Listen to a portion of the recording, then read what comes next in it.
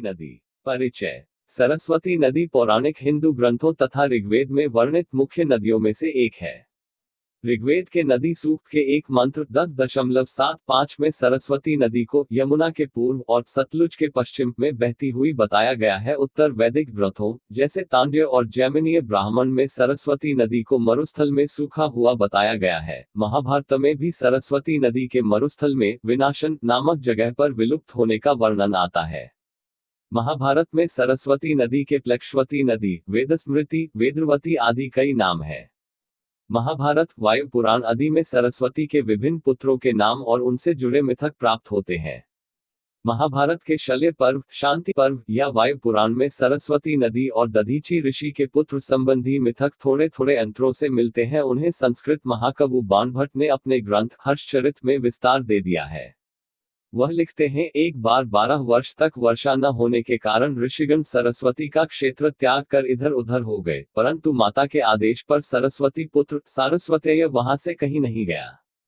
फिर सुकाल होने पर जब तक वे ऋषि वापस लौटे तो वे सब वेद आदि भूल चुके थे। उनके आग्रह का मान रखते हुए सारस्वतेय ने उन्हें शिष्य रूप में स्वीकार किया और पुनः श्रुतियों का पाठ करवाया। अश्वघोष ने अपने बुद्धचरित काव्य में भी इसी कथा का वर्णन किया है। 10वीं सदी के जाने माने विद्वान राजशेखर ने काव्य मीमांसा के 3 अध्याय में काव्य संबंधी एक मिथक दिया है कि जब पुत्र प्राप्ति की इच्छा से सरस्वती ने हिमालय पर तपस्या की तो ब्रह्मा ने प्रसन्न होकर उसके लिए एक पुत्र की रचना की जिसका नाम था काव्य पुरुष। काव्य पुरुष ने जन्म लेती ही माता सरस्वती की वंदना छंद वाणी में यूं की, हे माता, मैं तेरा पुत्र काव्य पुरुष तेरी चरण वंदना करता हूं, जिसके द्वारा समूचा वान में अर्थरूप में परिवर्तित हो जाता है। ऋग्वेद तथा अन्य पौराणिक वैदिक ग्रंथों में दिए सरस्वती नदी के संदर्भों के आधार पर कई भूविज्ञानी मानते हैं कि हरियाणा से राजस्थान होकर बहने वाली मौजूदा सूखी हुई घग्घर हकरा नदी प्राचीन वैदिक सरस्वती नदी की एक मुख्य सहायक नदी थी, जो 5000-3000 ईसा पूर्व पूरे प्रवाह से बहती थी।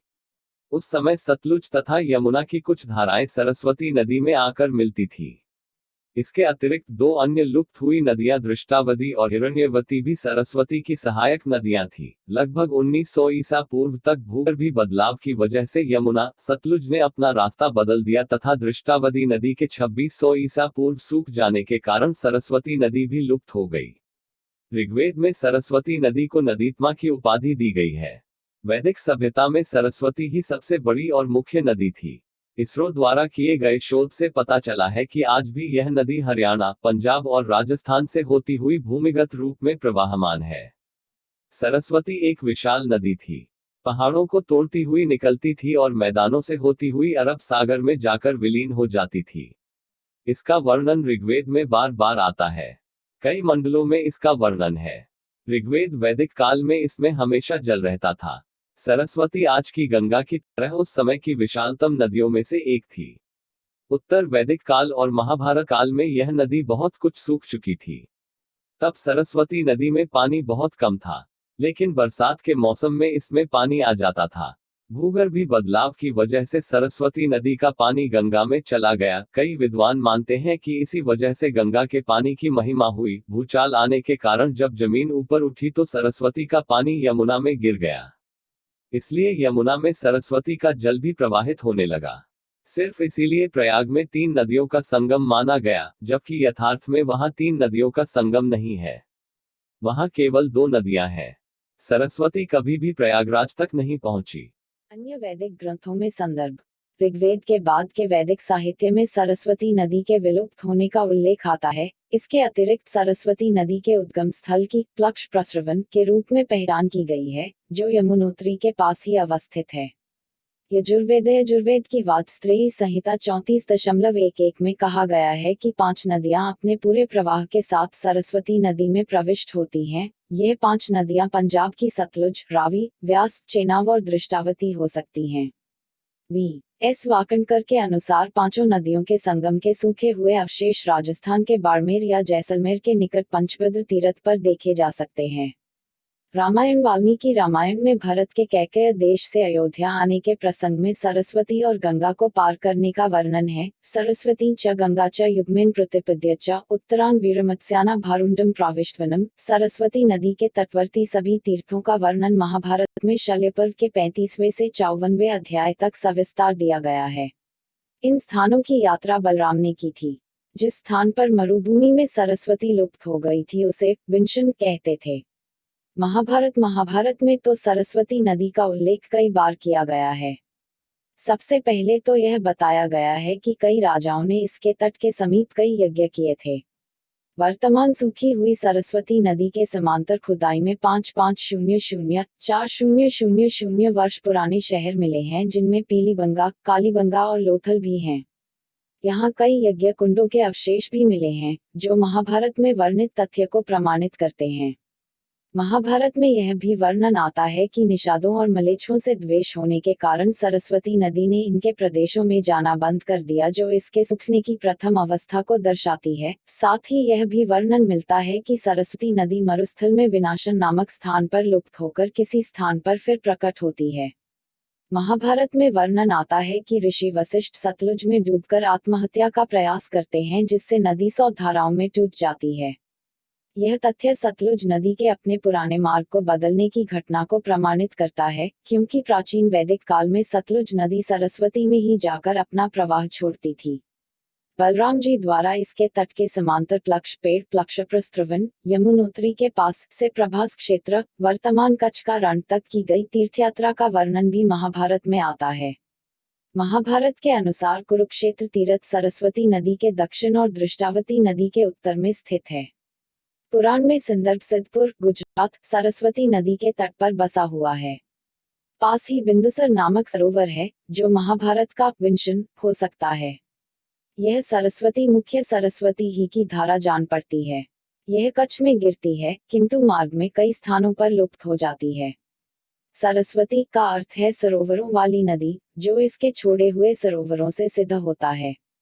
श्रीमद् भागवत 5:19-18 में यमुना तथा दृषद्वती के साथ सरस्वती का उल्लेख है। मंदाकिनी यमुना सरस्वती दृषद्वती गोमती सरयू मेघदूत पूर्व मेघ में कालिदास ने सरस्वती का ब्रह्मावर्त के अंतर्गत वर्णन किया है। कृत्वा तासाम विग्मंपा सौम्य सारस्वती नामंत शुद्धस्त्वंपि भविता वर्णमात्रेण कृष्ण। सरस्वती का नाम कालांतर में इतना प्रसिद्ध हुआ कि भारत की अनेक नदियों को इसी के नाम पर सरस्वती कहा जाने लगा।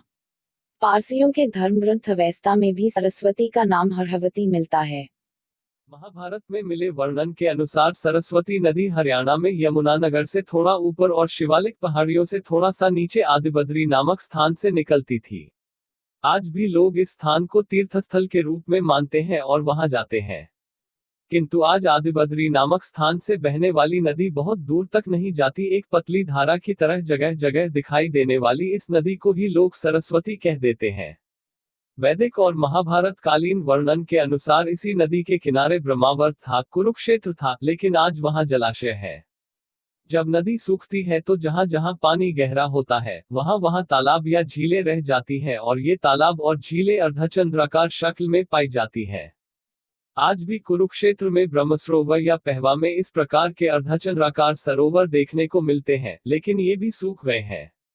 लेकिन ये सरोवर प्रमाण है कि उस स्थान पर कभी कोई विशाल नदी बहती रही थी और उसके सूखने के बाद वहां विशाल झीलें बन गईं।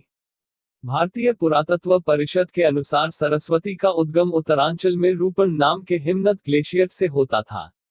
रूपन ग्लेशियर को अब सरस्वती ग्लेशियर भी कहा जाने लगा है। नैतवार में आकर यह हिमनद जल में परिवर्तित हो जाता था, फिर जलधार के रूप में आदिबद्री तक सरस्वती बहकर आती थी और आगे चली जाती थी। वैज्ञानिक और भूगर्भीय खोजों से पता चला है कि किसी समय इस क्षेत्र में भीषण भूकंप आए, जिसके कारण जमीन के नीचे के पहाड़ ऊपर उठ गए और सरस्वती नदी का जल पीछे की ओर चला गया। वैदिक काल में एक और नदी दृषद्वती का वर्णन भी आता है। यह सरस्वती नदी की सहायक नदी थी। यह भी हरियाणा से होकर बहती थी। कालांतर में जब भीषण भूकंप आए और हरियाणा तथा राजस्थान की धरती के नीचे पहाड़ ऊपर उठे, तो नदियों के बहाव की दिशा बदल गई। दृषद्वती नदी, जो सरस्वती नदी की सहायक नदी थी, उत्तर और पूर्व की ओर बहने लगी। इसी दृश्यवती को अब यमुना कहा जाता है। इसका इतिहास 4000 वर्ष पूर्व माना जाता है। यमुना पहले चंबल की सहायक नदी थी। बहुत बाद में यह प्रयागराज में गंगा से जाकर मिली। यही वह काल था जब सरस्वती का जल भी यमुना में मिल गया। ऋग्वेद काल में सरस्वती समुद्र में गिरती थी। जैसा ऊपर भी कहा जा चुका है, प्रयाग में सरस्वती कभी नहीं पहुंची। भूचाल आने के कारण जब जमीन ऊपर उठी तो सरस्वती का पानी यमुना में गिर गया। इसलिए यमुना में यमुना के साथ सरस्वती का जल भी प्रवाहित होने लगा। सिर्फ इसीलिए प्रयाग में 3 नदियों का संगम माना गया, जबकि भूगर्भीय यथार्थ में वहां 3 नदियों का संगम नहीं है। वहां केवल 2 नदियां हैं। सरस्वती कभी भी प्रयागराज तक नहीं पहुंची। सरस्वती नदी और हड़प्पा सभ्यता। सरस्वती नदी के तट पर बसी सभ्यता को, जिसे हड़प्पा सभ्यता या सिंधु सरस्वती सभ्यता कहा जाता है, यदि इसे वैदिक ऋचाओं से हटाकर देखा जाए तो फिर सरस्वती नदी मात्र एक नदी रह जाएगी, सभ्यता खत्म हो जाएगी।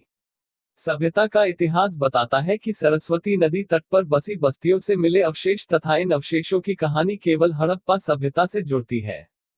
हड़प्पा सभ्यता की 2600 बस्तियों में से वर्तमान पाकिस्तान में सिंधु तट पर मात्र 265 बस्तियां हैं, जबकि शेष अधिकांश बस्तियां सरस्वती नदी के तट पर मिलती हैं। अभी तक हड़प्पा सभ्यता को सिर्फ सिंधु नदी की देन माना जाता रहा था, लेकिन